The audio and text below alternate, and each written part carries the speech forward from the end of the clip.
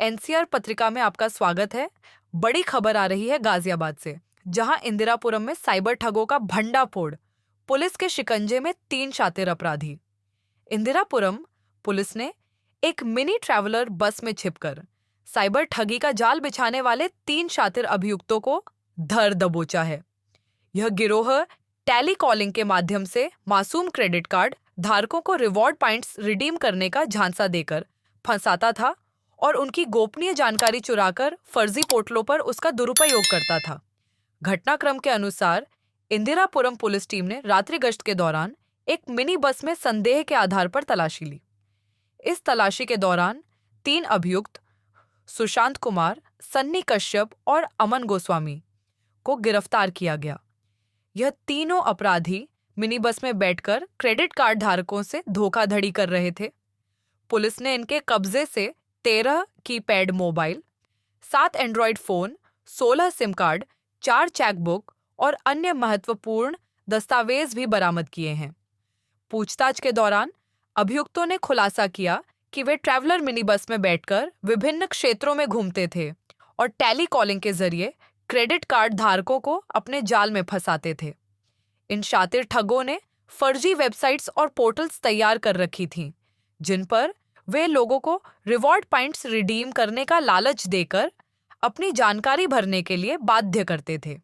इस तरह ये लोग क्रेडिट कार्ड धारकों की संवेदनशील जानकारी प्राप्त कर लेते थे और उसे ठगी के मकसद से इस्तेमाल करते थे। इस गिरोह का जाल और भी फैला हुआ है। एक महिला इन अपराधियों को डाटा उपलब्ध कराती थी, जिसमें क्रेडिट कार्ड धारकों के नाम और मोबाइल नंबर दर्ज होते थे। अलावा कुछ अन्य लोग भी इस गिरोह का हिस्सा हैं, जो दिल्ली और गाजियाबाद के विभिन्न हिस्सों से यह आपराधिक गतिविधि संचालित कर रहे थे। पुलिस ने अभियुक्तों के पास से 13 keypad mobile phone, 7 Android phone, 16 SIM card, 30 बैटरियां और 4 चेकबुक के साथ साथ कई दस्तावेज बरामद किए हैं। इन दस्तावेजों में क्रेडिट कार्ड धारकों के नाम और उनके मोबाइल नंबर दर्ज हैं।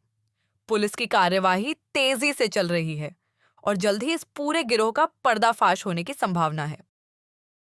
थाना पुलिस ने मिनी ट्रेवलर बस में बैठकर घूमते हुए 3 टेलीफोन क्रेडिट कार्ड धारकों को जो कि गलत तरीके से लोगों को फंसाते थे, क्या पूरा मामला है? देखिए, अपराध और अपराधियों के विरुद्ध चलाए गए अभियान के तहत गाजियाबाद कमिश्नरेट पुलिस द्वारा इंदिरापुरम पुलिस जब रात्रि गश्त कर रही थी, तो उसी दौरान इनको 5/6 की पुलिया ग्रीन बेल्ट पर एक टेम्पो ट्रेवलर मिनी बस आते हुए दिखाई देती है। उसमें कुछ संदिग्ध प्रतीत होने पर जब पुलिस टीम द्वारा इनको रोका जाता है, इनसे पूछताछ की जाती है, तो इनके द्वारा ये बताया जाता है कि ये लोग एक जालसाजी का काम कर रहे हैं। उस जालसाजी के काम में इनके द्वारा इनका पूरा एक गैंग है। उस गैंग में ये अभी अपने 3 मेंबर यहाँ पे हमें बस के अंदर मिले हैं और इन लोगों द्वारा बताया गया कि ये लोग टेली कॉलिंग के माध्यम से जिन लोगों के पास क्रेडिट कार्ड होता था उनको फ़ोन करते थे और क्रेडिट कार्ड का डाटा भी इनको इनके गैंग के द्वारा उपलब्ध कराया जाता था और उसको ये लोग लगातार फ़ोन करके उन लोगों से ये बताते थे कि आपको कूपन के जो पॉइंट्स हैं उनको रिडीम करा लीजिए। रिडीम कराने के नाम पर उनको लालच देते हुए ये लोग अपना एक साइट का नाम बताते थे, उस पर ये लोग क्लिक कराते थे उनसे, सामने वाले कस्टमर से, जिससे कि उनके पैसे के फ्रॉड होता था। और इसमें पूरी पूछताछ में हम लोगों को ये मिला है कि ये लोग लगभग 1.5 से 2 साल से एक्टिव हैं, ये पूरा गैंग इस काम में, और इन लोगों ने लगभग अभी तक 2 से 3 करोड़ के बीच में ये जालसाजी कर ली है।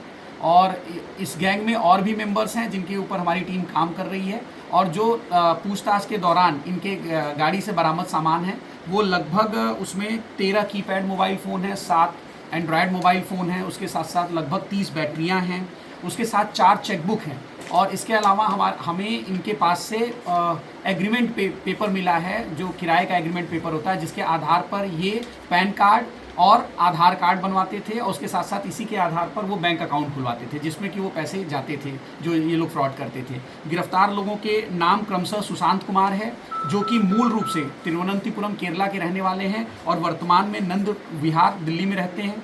जो दूसरा व्यक्ति है वो सन्नी कश्यप है, यह हमारे फरूख नगर थाना क्षेत्र टीला मोड़ का रहने वाला है। तीसरा व्यक्ति अमन गोस्वामी है, जो कि लोनी बॉर्डर थाना क्षेत्र कमिश्नरेट गाजियाबाद का रहने वाला है। सर, इनका जो बैकग्राउंड है, जो इनकी क्वालिफिकेशन है, वो क्या है? इनमें तीनों ये ग्रेजुएट हैं, जिनमें से एक BSc IT में ग्रेजुएट है।